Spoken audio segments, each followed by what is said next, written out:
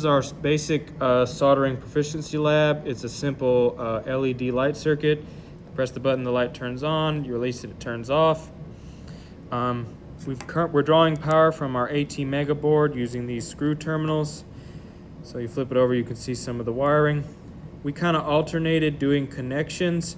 So I did the positive lead connection, Nikolai did the negative, and then we kept going on. I did the positive lead for the push button, he did the other lead, and then I did the one for the resistor to the anode of the LED, and he did the cathode to the negative lead over here. We did have to desolder the button and resolder it because we had it initially wired wrong, but we were able to do that and rotate the button and get everything that we needed. And it works, as you can see,